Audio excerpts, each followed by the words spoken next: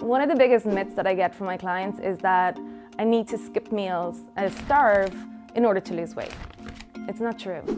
So if you skip meals, it's going to have such a negative effect on your body that when you do go to sit down and eat, you'll probably overconsume. That's Lorraine Kearney, one of 3 dietitians we brought into our studios. My name is Ryan Turner. My name is Nikita Kapoor. To debunk 18 of the most common weight loss myths. The biggest myth that frustrates me the most is that all calories are created equally. A calorie is not just a calorie. It depends on the source of your calories, whether it's coming from caloric dense foods or nutritional dense foods. Caloric dense foods would be more so our cookies, our cakes. We can have a cookie that's 100 calories, we'll eat it, it'll digest really fast, then it's going to spike our blood sugar levels where when we start to crash again, we're going to crave more sugar for that energy pick-me-up. And that can make you gain weight. On the other hand, you can have a banana, which is an example of a nutritionally dense food. I get the question a lot, do bananas make you fat? Bananas do not make you fat. Bananas are a great source of potassium, but for those 100 calories, you're also going to get the fiber and the nutrients that your body needs on that cellular level to make sure that you are healthy and that you're nourished. And you definitely need to nourish your body if you're trying to lose weight. When we are restricting calories, you are restricting the energy source of your body. You're also restricting the energy source of your brain. And if that's happening, then, very primitive protective mechanisms start to kick into place where your body senses that as a physiological threat and does start to shift your metabolic balance to burn less because it's getting less. It's kind of like that budget, right? So if you have a paycheck and you're running out of funds, you're going to conserve how much you pay till your next paycheck. Your body does the same. Your body will jump into this protective physiological, biological mechanism to reduce the amount of energy you're using, which is why it is hard for people to maintain weight. And starving yourself can also shrink your muscles. You want to make sure that you're not eating less than 70% of your overall calorie needs. If you do, that's where not only are you probably going to feel extremely hungry and it's going to take you off of any goals that you're setting, but you're probably going to start compromising your muscle mass as well, and that's where weight loss is going to be unhealthy. But while the amount of calories you consume matters, the timing might not. Timing of meals is always a big question. Everyone comes to me and they kind of smirk and they think that I'm gonna give them a thumbs up when they say, I don't eat after 6 o'clock or 7 o'clock. And I say, oh, all right, do you enjoy that? And they say, no. And I say, well, then maybe eating after is okay. Because timing of day is not going to affect weight loss.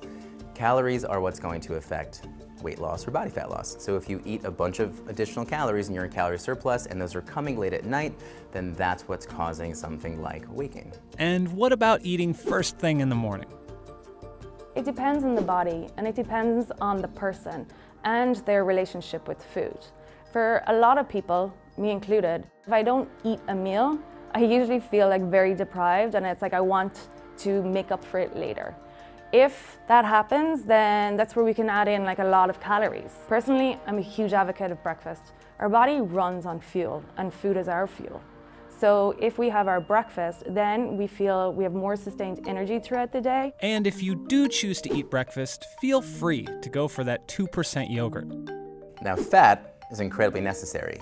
We should not be afraid of fat. We need fat in the diet. Fat's going to be necessary for things like absorbing nutrients, like the fat-soluble nutrients like vitamin A and D and E and K.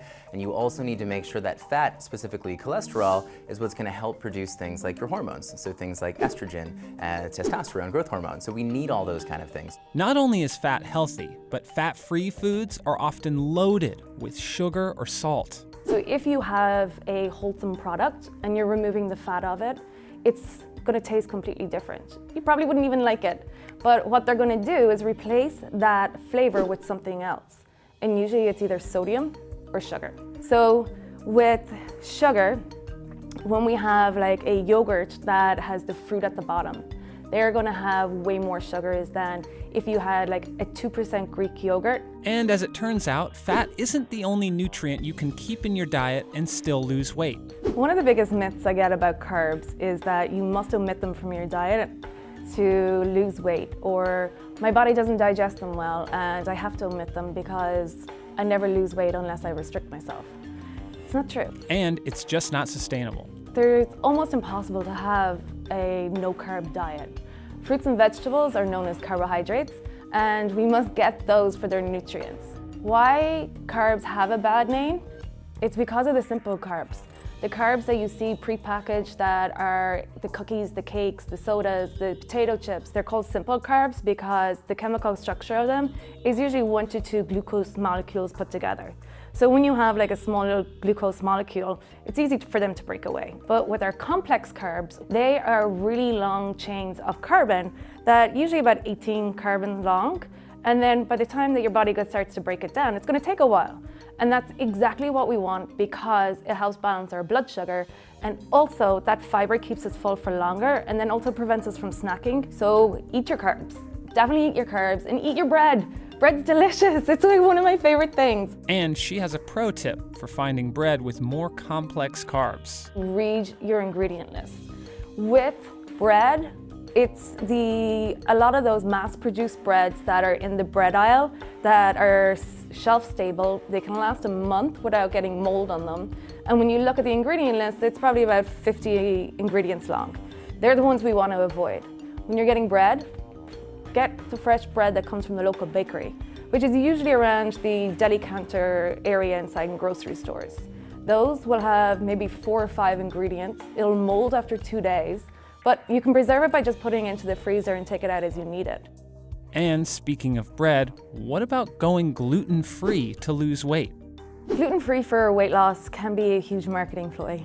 So with gluten-free, there are a lot of people that do have an intolerance to gluten, or they have celiac disease, which is where the body starts attacking itself and can deteriorate the body. But there are also people without these conditions who are looking to blame something like the gluten without checking the rest of their diet. If you are honest with yourself, recording your food, checking the ingredients, and then you eat the gluten and you feel the intolerance, then great. But a lot of people will choose to just jump in and being like, gluten's the enemy. So most of us don't need to cut out gluten or fat or carbs to lose weight. But there are some products better left on the shelf. The diet sodas are terrible with all the additives, preservatives in them, and the hidden sugars. A lot of the added sugars or the synthetic sugars that are supposed to be great because they don't release insulin, which then doesn't cause a spike in blood sugar levels. But internally, if we don't stimulate the release of insulin, those sugars, the synthetic sugars, go to the liver, build up around the liver, hinder the functioning of the liver, and then can lead to non-alcoholic fatty disease. If I'm gonna have a soda, which I have once in a blue moon, it will be the real thing. Yes, there's more sugar in it, but it's something that I don't have on a regular basis. Better yet, she says, drink water. Jazz up your water, add fruit to it. Add some mint or cucumber, lemon. Yes, it'll take a little bit for your taste buds to reset, but you're getting so many nutrients from that water, and your body requires water for it to function optimally. Water is one of the 6 nutrients that the body needs. And when we're dehydrated, it also mimics the signs of hunger. So people turn to food a lot if they're dehydrated, not realizing that they're not hungry. It's just your body saying, give me some water, I'm thirsty. And what about juice? Oh, juice cleanses. So juice cleanses are like one of my pet peeves. If you're having a juice every once in a while, great. You're still getting the antioxidants out of it. You're still getting the nutrients, but you're removing that fiber. And fiber is key for the body to support gut health. With a lot of juice cleanses, they're hella expensive, and we have this belief that they're going to be better for our bodies, or it's a cleansing effect of our body. Realistically, what's happening is that when you have those juice cleanses, they're mostly coming from like fruit sugars and then the vegetable sugars, it's a high amount of fructose in the body. When the body consumes excess fructose, it has a spasming effect of the GI tract. That can lend to the cleansing effect. So that when we are actually having a reaction to the high amounts of fructose in the body, people think it's the cleansing effect because the marketing ploys have led us to believe that way, but it's not. You would be better cleansing your body by actually eating the apple, eating the spinach, and eating all the other fruits that are in that cleanse. that would be better for you because fiber is our natural detox. What it does is it goes through the body, picks up like excess fat, metabolic waste, and help cleanse it out. But juice cleanses aren't the only diet fads that don't often work.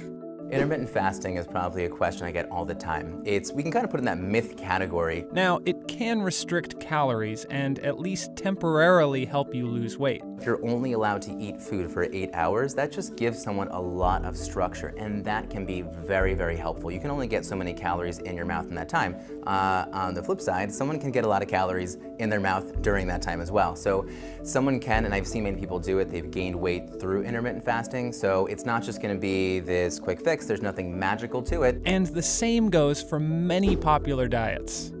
So one of the common diets right now that is gaining popularity is the ketogenic diet. So a lot of people who are doing that are just eliminating carbohydrates, which is why that's hard to sustain because your body does need carbohydrates for a reason. To be honest, there's not a lot of research that's saying that that is something that is helpful. There's maybe a lot of research in mice models, but that hasn't been transcribed into human studies. And while people have lost weight on keto, it's often not without side effects. They're eliminating whole grains and legumes, certain fruits and vegetables, and really increasing their fat intake, which although fats are important, excess of any nutrient can cause metabolic changes in your body that will impact your cardiovascular health, your physical health, your metabolic health. So an example would be patients that we're seeing in the clinical setting are following ketogenic diets, are seeing weight loss, however, are coming with higher cholesterol markers, they are coming with higher LDL markers, they're coming with more irritable bowel symptoms, they're coming with more gastrointestinal discomfort. The truth is, there's no one tool that will make you magically lose weight.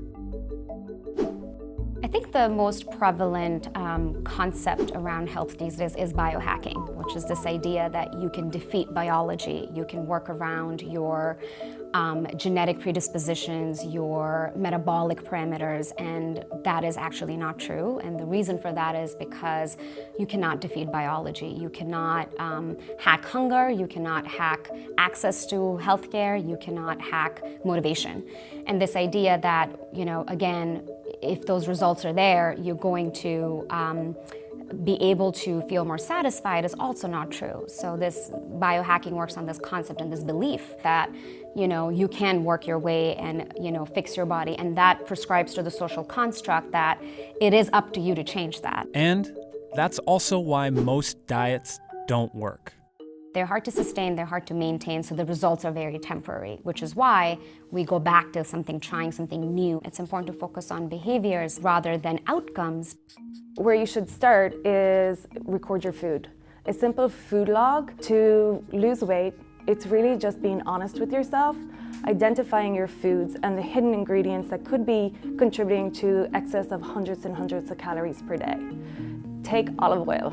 Olive oil is great, but when we cook with it, we usually free pour it into a pan. Each tablespoon of olive oil has 128 calories.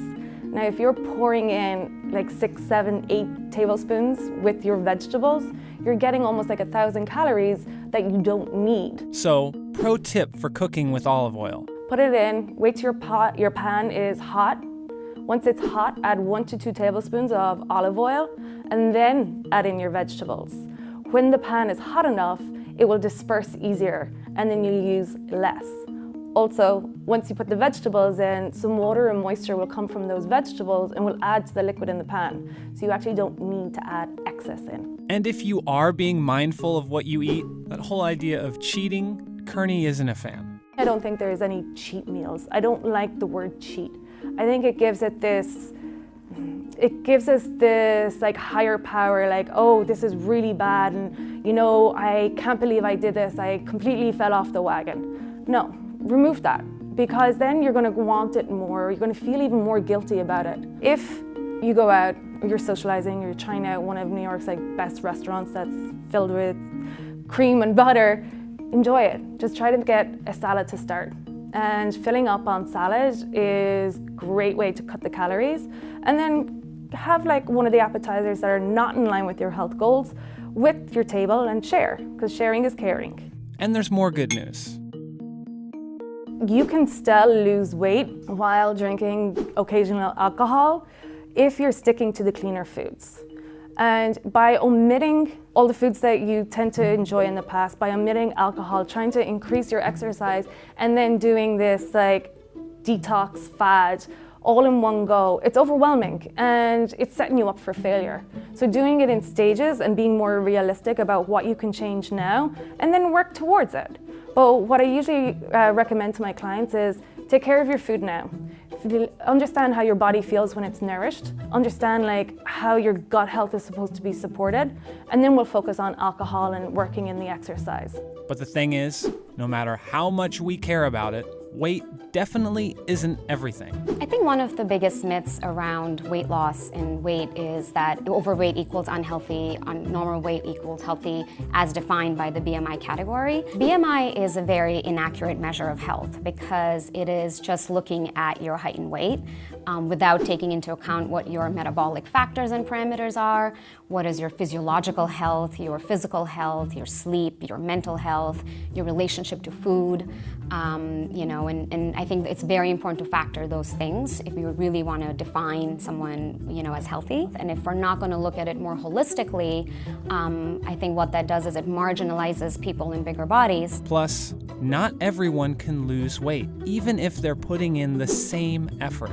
That's a very common myth that everybody has the same ability to lose weight, and if everybody eats the same way, they're going to look the same way, which is very untrue, and that's incorrect.